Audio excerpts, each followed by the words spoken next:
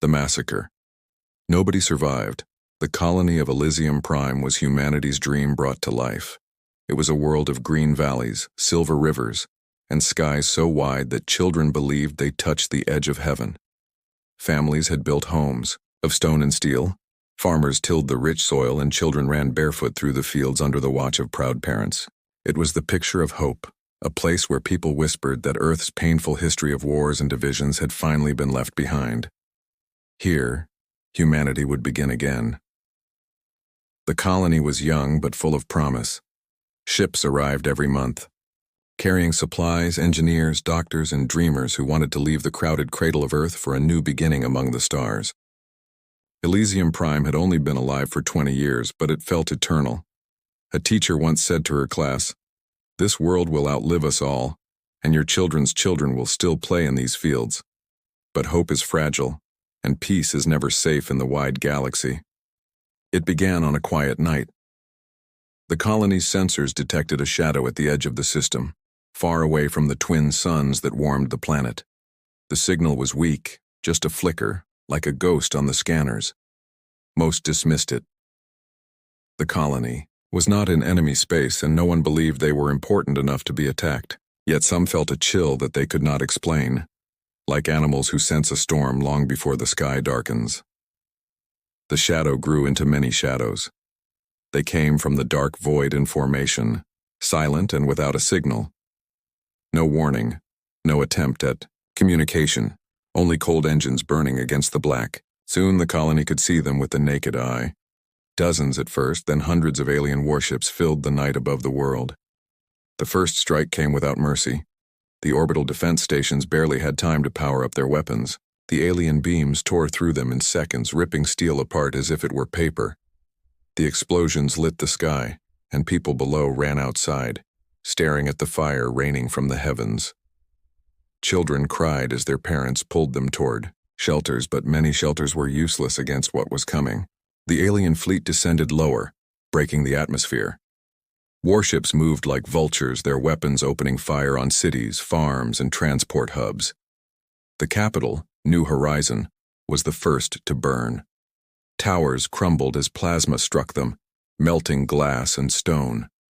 Roads filled with people trying to flee. But the roads themselves cracked under bombardment. Inside the communication center, officers shouted into radios, sending desperate messages toward Earth. "We are under attack. Unknown fleet. Overwhelming. Force casualties everywhere. Repeat, we are..."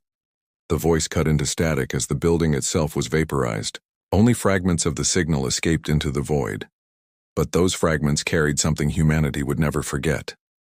One of the last transmissions was a family huddled together in their home. The father pressed record on his device as fire spread outside the windows. His voice trembled. "If anyone hears this, please, remember us. Do not let our children be forgotten." His young daughter's scream was the last sound before silence. That recording would later spread to every corner of Earth. Back on Elysium Prime, chaos ruled. Some tried to fight. Security forces fired rifles at the skies, powerless against capital ships that could swat down entire armies with a single shot. Others tried to flee into the wilderness, hiding in caves or forests. But the aliens did not care if their victims fought or fled. To them, humanity was nothing but prey. Villages were burned, fields turned into black ash, and rivers boiled under the heat of bombardment. The colony's last starship tried to escape. Its engines roared as it lifted from the spaceport, carrying survivors packed shoulder to shoulder. Children clutched toys, mothers held infants, and the elderly whispered prayers. The ship climbed higher, almost reaching the safety of the upper atmosphere. Then a beam cut across the sky, striking its hull. The ship burst into flames and fell, back toward the planet, exploding in the air before it even touched the ground. There were no miracles that night. The massacre lasted only hours, but it felt like centuries to those who lived through it.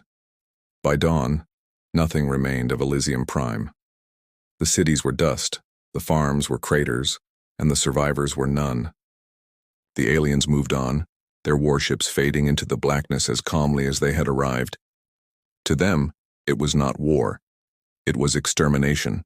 They left behind no mercy, no survivors, and no explanation. The galaxy soon learned of the attack. Neighboring civilizations saw the smoke, heard the faint signals, and understood what had happened, but they did not interfere. Some whispered in their courts that humanity was too bold, spreading too fast into space, and perhaps this was the price. Others simply feared to challenge the empire that had done this. The galaxy turned its face away, but Earth did not. When the fragments of the last transmission reached Earth, the reaction was unlike anything history had ever known. Streets that were once filled with laughter grew silent as people stood together, watching the footage of Alysium Prime's destruction. Mothers held their children tighter. Fathers clenched their fists. The names of the dead spread like wildfire. The grief was heavy, but grief soon became anger, and anger became something the galaxy had not expected. For the first time, humanity spoke as one voice. The massacre of Elysium Prime was not the end of humanity's dream. It was the beginning of something else. The galaxy believed the colony would be forgotten, its ashes buried in silence. But the galaxy did not yet know humanity. Earth would not forgive, and Earth would not forget. And in the silence after the massacre, in the halls of leaders and the hearts of ordinary citizens, one truth began to grow stronger than fear, the truth that humanity would answer. The Council of Earth decides. The transmission from Elysium Prime spread across Earth like fire through dry grass. Every screen, every device, every public hall echoed with the screams of the colony's last hours. People watched in silence as buildings crumbled, as the sky turned into fire, and as the last cries of children reached across light years. The grief was unbearable. Entire cities on Earth paused. Workers stopped in factories, teachers stopped in classrooms, and soldiers stood frozen in barracks as the images played again and again. For one night the planet drowned in mourning, but by the morning, mourning had changed into fury. On the following day, the great hall of the Earth Council filled with voices. The hall was vast, a circle of steel and glass overlooking the oceans of the Pacific, built to remind all who entered that humanity was now one people. Representatives from every nation sat together, but there was no division in their faces. They all wore the same grief. They all carried the same rage. At the center of the hall, the high speaker rose. Her voice carried across the chamber. "You have seen the evidence. You have heard the cries of our people. Elysium Prime is gone, burned to ash. What say you, children of Earth? What shall be humanity's answer?" There was silence for a moment, and then the storm began. Some shouted for immediate revenge. Generals demanded war without hesitation. Others spoke of caution, of the dangers of striking an ancient alien empire without allies.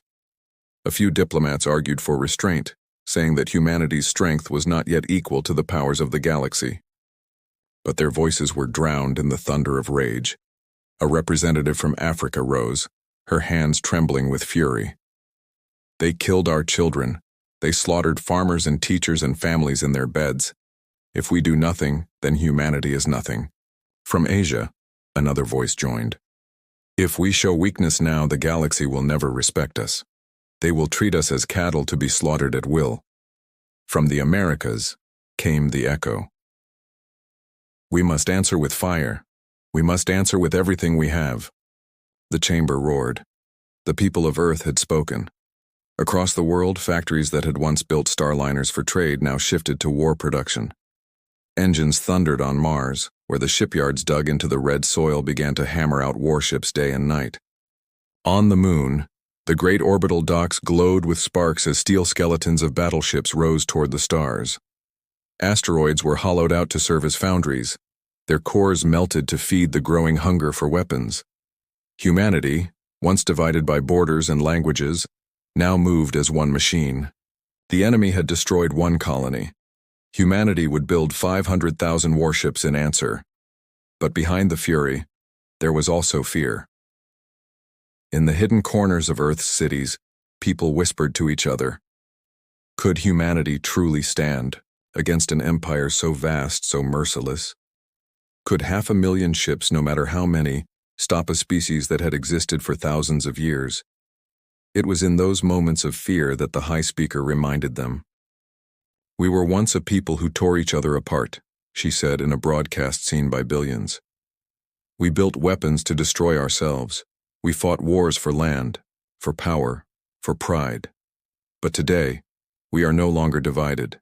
Today, we are not nations. Today, we are humanity. And when one of us is struck down, all of us rise." Her words struck deep. People began to work with a fire in their hearts. Engineers did not sleep. Miners dug deeper into the asteroids. Scientists pushed every boundary of technology. Children in schools drew pictures of warships with the names of lost family members painted on the hulls. Humanity was no longer a fractured species. Humanity was now an army. The Council of Earth signed the decree within 1 week of the massacre. It was known as the Vow of Elysium. Every signature carried the weight of history. It was a promise that the dead would not be forgotten. It was a promise that the galaxy would never again mistake humanity for weak settlers. The vow was simple. For every life lost on Alysium Prime, humanity would build a warship. For every scream recorded in the final transmissions, humanity would send a fleet. The vow demanded 500,000 ships, and no voice in the council spoke against it. From that moment forward, every corner of human civilization bent toward war. The quiet hum of progress turned into the roar of vengeance. In space, the first prototypes of new dreadnoughts left the shipyards, their engines burning with the light of wrath. The names of the fallen were etched into their hulls. The Sarah Lynn, the Carter family, the children of New Horizon. These were not just ships. They were memorials that could fight. The galaxy watched in disbelief. Other species scoffed, saying it was madness. Some mocked the humans, calling their vow childish. But behind closed doors, alien leaders whispered their fears. They saw the fire in humanity's eyes, and they knew that the massacre had awakened something dangerous. And as the weeks turned into months, and months into years, the fleet grew. Every ship was a promise. Every engine was a heartbeat. Every weapon was an oath of vengeance. The Council of Earth had decided Elysium Prime would not be the grave of humanity's dream. It would be the spark that lit the galaxy on fire. The Armada awakens. Years passed, and Earth changed. Cities that once glowed with neon lights of trade now burned with the fires of industry. Shipyards that once built vessels for exploration now produced nothing but war machines. Every street, every home, every hand seemed to move toward one goal. Humanity was no longer looking outward in wonder. It was looking outward with wrath. The fleet began as whispers. A few prototypes rose from the moon, their hulls sharp and black, carrying weapons no one had seen before. Then the whispers became rumors. Scouts from alien powers reported sightings of hundreds of unfinished warships hanging in orbit around Mars. By the third year, the rumors turned into dread. Great formations of ships stretched from one horizon of Earth's orbit to the other. The sky itself seemed to shine with the glow of engines. They called it the Armada of Elysium. Each ship bore a name. Some names were of children. Some were of towns. Some were of families who vanished in fire. When the crew spoke their oaths, they touched the names painted across the steel and whispered promises to the dead. These ships were not only weapons, they were memories that could not be erased. The first time the entire fleet assembled, the galaxy trembled. 500,000 warships floated in silence, their hulls reflecting starlight, their engines humming like distant thunder. Battleships, carriers, destroyers, and dreadnoughts formed ranks so vast that even the void could barely contain them. To an observer, it looked less like a fleet and more like a storm, a black wave that threatened to sweep across the stars. In the command ship Eternal Resolve, Admiral Kalen stood at the bridge, staring out across the endless armada. His eyes were cold, but his voice carried fire. "Every ship here is a promise," he said to his officers. "Every promise is a blade, and every blade will strike until the galaxy remembers what they did to Elysium." Crew members across the fleet listened to the same words, broadcast to every vessel. In cramped bunk rooms, young pilots sat with fists clenched. In vast hangars, soldiers checked their rifles in silence. Engineers whispered prayers as they calibrated reactors. None doubted the path ahead. None feared death. They carried something heavier than fear, vengeance. The galaxy tried to dismiss it. Some alien councils laughed, saying humans were only building toys that would crumble against true empires. "They are children with fire in their hands," one alien leader sneered. "Let them burn themselves out." Others, however, did not laugh. Quiet voices in shadowed rooms spoke of danger. They remembered how fast humanity had grown, how stubborn it had proven in the past. They knew what it meant when a young species turned its grief into war. The Armada's awakening was not a secret. Humanity did not hide its power. The fleet performed open maneuvers near Jupiter, drills so massive that alien observers could see them even through long-range telescopes. 500,000 engines burned in unison, their light washing across the gas giant's storms. The message was clear. Humanity was ready. Inside the ships, life carried a strange rhythm. Days blurred into nights as crews drilled endlessly. Simulations of battle played over and over until reflex replaced thought. Soldiers learned to fight in zero gravity on alien terrains and burning atmospheres. Pilots practiced maneuvers so sharp that even the most advanced alien fleets would struggle to keep up. Humanity was preparing not just for war, but for a war that would reshape the galaxy itself. But the silence before the storm weighed heavy. Families on Earth lived with both pride and dread. Parents watched their sons and daughters leave for the stars, unsure if they would ever return. Children wrote letters to fathers and mothers who might never see Earth again. Yet even in sorrow there was pride. Every farewell carried the same words, "For Elysium." Then came the signal. The Council of Earth issued the order that the galaxy had feared and mocked in equal measure. The Armada would move. Its target was not hidden. The empire that had burned Alysium Prime would now face the full weight of humanity's fury.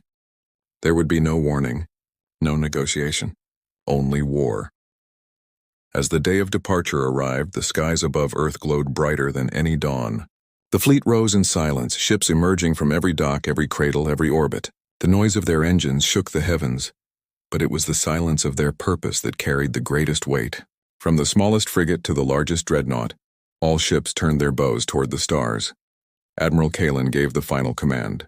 For the dead, for the living, for humanity, the Armada moves. Engines flared. Space itself seemed to tear apart as jump drives ignited. One by one, the ships vanished into the dark, until 500,000 lights blinked out of the sky, and the galaxy, watching from afar, understood that something had changed forever. The Armada of Elysium had awakened. The first blow, the alien empire that had destroyed Elysium Prime, did not expect humanity to move so soon. They believed the young species would take centuries to recover, if it recovered at all. They believed Earth would hide behind diplomacy, plead for protection, or simply fade into fear. In their arrogance, they laughed at the idea of war. But one night, their outer colonies went silent.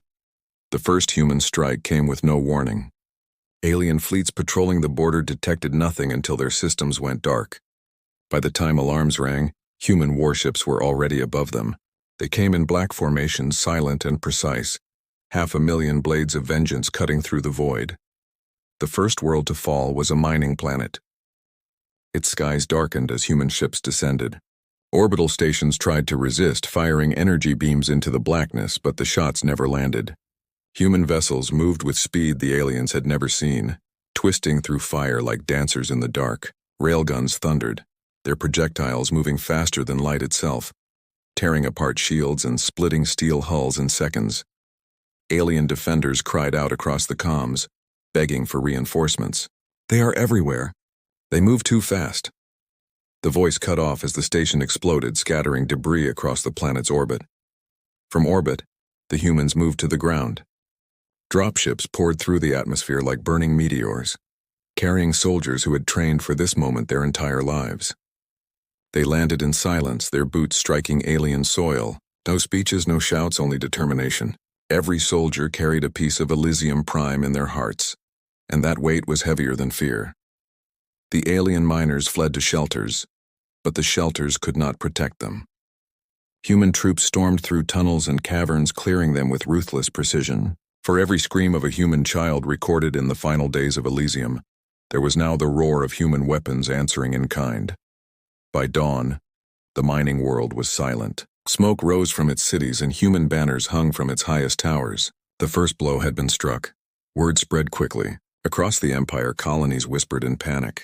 Messages raced between governors demanding to know what had happened.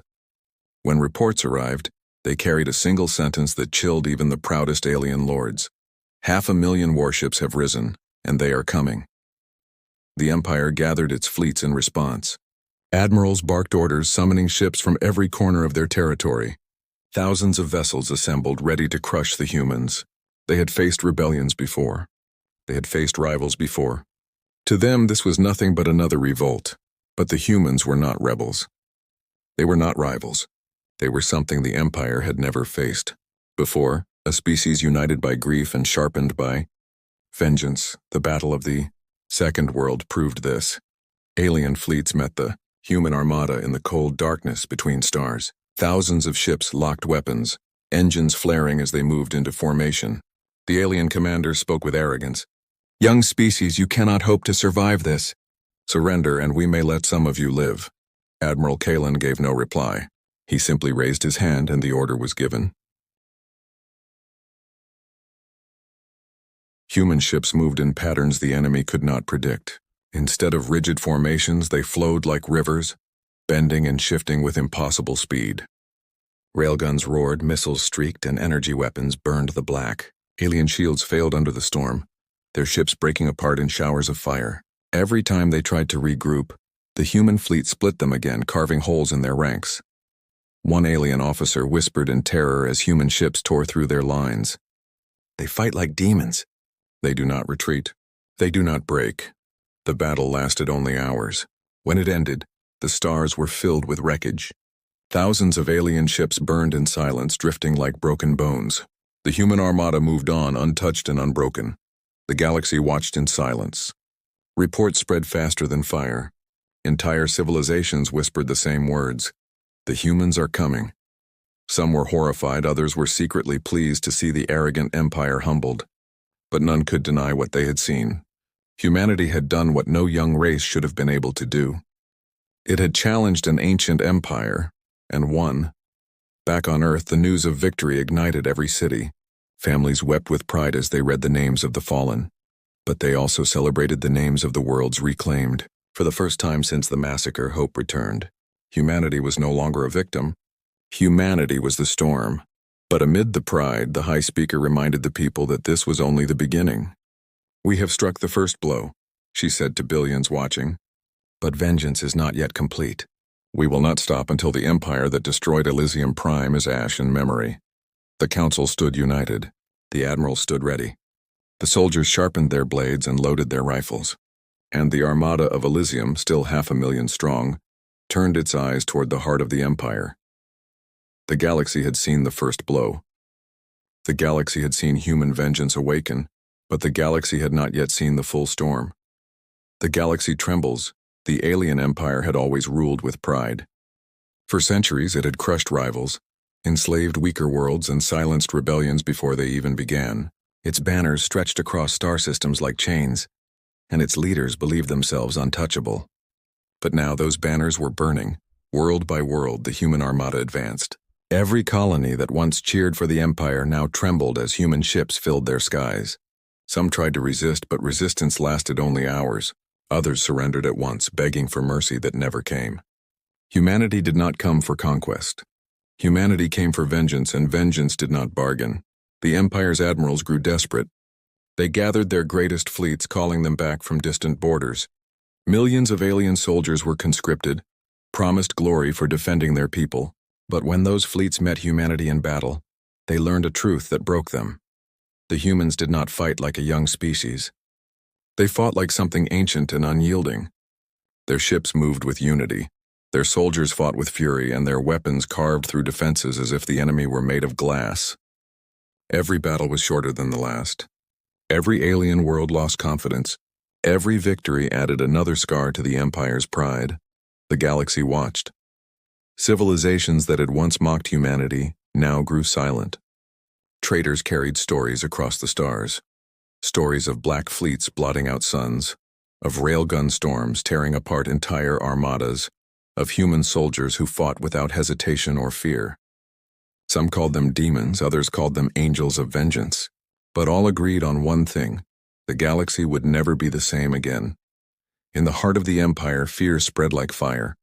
On the capital world, once the jewel of their rule, the streets filled with whispers. Citizens who had never known war now stared at the skies, fearing the day humanity would appear above their world. Nobles and rulers argued in their chambers, desperate to find a way to stop the tide, but no argument could erase the truth. Humanity was coming. Admiral Kalen stood once more on the bridge of eternal resolve as the fleet entered the final system. Before him lay the Empire's capital, its defenses bristling with towers, shields, and fleets larger than any the humans had yet faced. Yet Kalen's face showed no fear. His voice was cold as iron. "Here lies the world that ordered Elysium burned. Here lies the heart of our enemy. Today we end this." The Armada of Elysium moved like a storm descending from the heavens. 500,000 ships fell upon the capital. The void exploded with light, fire, and steel. Alien fleets broke apart under the assault, their admirals shouting orders that went unanswered as their vessels burned. Planetary shields held for only minutes before railgun rounds shattered them, raining destruction on the towers below. On the ground, citizens watched in terror as the skies filled with fire. The rulers who had once mocked humanity now begged for terms, sending frantic signals of surrender. But humanity did not answer. The Armada did not come for words. It came for justice. By nightfall, the capital was surrounded. Every escape route was cut. Every fleet was destroyed. The rulers of the Empire stood in their grand palace, trembling as human warships hovered above. One of them whispered the question that none dared to speak aloud. "What have we awoken?" Admiral Kalen's final broadcast was heard not only on the capital, but across the galaxy. His words were simple, carved into history. Elysium is not forgotten. Humanity does not forgive. Let the stars remember this day. The human fleet unleashed its final strike. Towers crumbled, palaces burned, and the empire that had once ruled the galaxy collapsed in ash. Its leaders fell silent. Its banners were torn down, and in the smoke that rose from its ruins, the galaxy finally understood. Humanity was no longer a child among the stars. Humanity was a storm that could never be ignored. On Earth, bells rang as the news spread. Families wept for the dead but lifted their heads with pride. Children spoke of the names carved into the hulls of ships, and teachers told their classes of the vow of Elysium. The grief of the massacre had become the fire that forged a new destiny. In alien courts across the stars, rulers whispered in fear. Some planned to ally with humanity, others to stay as far away as possible. None dared to mock them again. The massacre of one colony had awakened something the galaxy had never seen before. The Armada of Elysium returned home, scarred but unbroken. Its ships carried the weight of vengeance fulfilled, its crews silent but proud. They had not erased the grief of Alysium Prime, but they had carved its memory into history forever. And so, the galaxy trembled. Not just from the fall of an empire, but from the rise of something new, a truth that could never again be denied. Humanity protects its own. And when humanity rises, the stars themselves must bow.